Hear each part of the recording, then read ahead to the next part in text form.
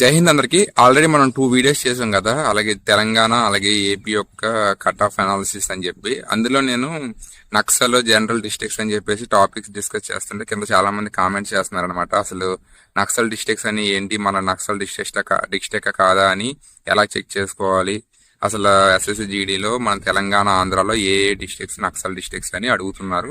So వాళ్ళందరి కోసం ఈ వీడియో. ఒకసారి ఎవరెవరైతే ఎస్ఎస్సిజిడికి అప్లై చేశారో వాళ్ళందరూ ఈ వీడియోని చివరి వరకు చూడండి.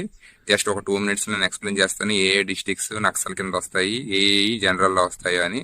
సో ఫస్ట్ ఏంటంటే మనం ఆంధ్రప్రదేశ్ గురించి మాట్లాడుకుందాం. ఆంధ్రప్రదేశ్లో ఓల్డ్ పాత నక్సల్ డిస్ట్రిక్ట్స్ ఏమిటంటే ఈస్ట్ గోదావరి, వెస్ట్ గోదావరి, శ్రీకాకుళం, విశాఖపట్నం, విజయనగరం, గుంటూరు. ఇవన్నీ ఓల్డ్ అనమాట. అంటే మన పాత అంటే ఆంధ్రప్రదేశ్ ఇప్పుడు డిస్ట్రిక్ట్స్ అనేది కొంచెం ఎక్స్టెండ్ చేశారు కదా, ఆ డిస్ట్రిక్ట్స్ అనేది ఎక్స్టెండ్ చేయకముందు ఇప్పుడు నేను చెప్పిన ఈ 6 జిల్లాలు నక్సల్ డిస్ట్రిక్ట్ కింద పరిగణించారనమాట. ఇప్పుడు కొత్తగా న్యూ డిస్ట్రిక్ట్స్ అనే పేర్లు మార్చారు కదా, కొన్ని ఎక్స్ట్రా డిస్ట్రిక్ట్స్ పెంచి పేర్లు కూడా మార్చారు. అప్పుడు పేర్లు మార్చిన అల్లూరు సీతారామరాజు, పార్వతీపురం మన్యం, అలాగే శ్రీకాకుళం, విశాఖపట్నం, ఈస్ట్ గోదావరి. ఈ 5 డిస్ట్రిక్ట్స్ ఇప్పుడు ఎవరెవరైతే ఈ 5 డిస్ట్రిక్ట్స్ లో అంటే మీ నేటివ్, మీ అంటే క్యాస్ట్ నేటివ్ ఈ 5 డిస్ట్రిక్ట్స్ మీరు ఆధార్ కార్డులో ఉంటాయో మీరందరూ నక్సల్ కింద పరిగణించబడతారు.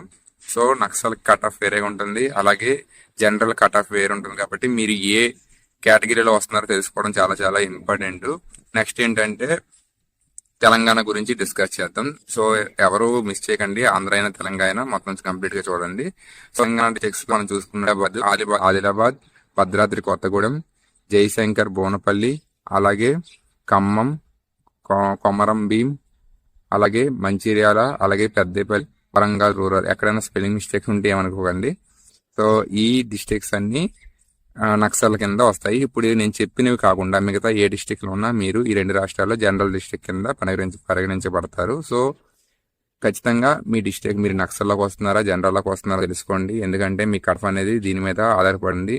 మీకు ఎంత స్కోర్ వస్తే సేఫ్ స్కోర్లో ఉంటారని కూడా మీ డిస్ట్రిక్ట్ బట్టి మీరు ఒక గెస్ ప్రకారం మీరు బిట్స్ అనేది అటెంప్ట్ చేయడానికి అవకాశం ఉంటుంది. సో ఎవరెవరైతే ఎస్ఎస్జిడికి అప్లై చేశారో వాళ్ళు ఖచ్చితంగా ఈ వీడియోకి ఒక లైక్ చేయండి. ఎవరెవరు మీ ఫ్రెండ్ సర్కిల్లో ఉన్నారో నక్సల్లో ఉన్నారో జనరల్ ఉన్నారో తెలియకపోతే వాళ్ళకు కూడా ఈ వీడియోని షేర్ చేయండి. Thank you for watching.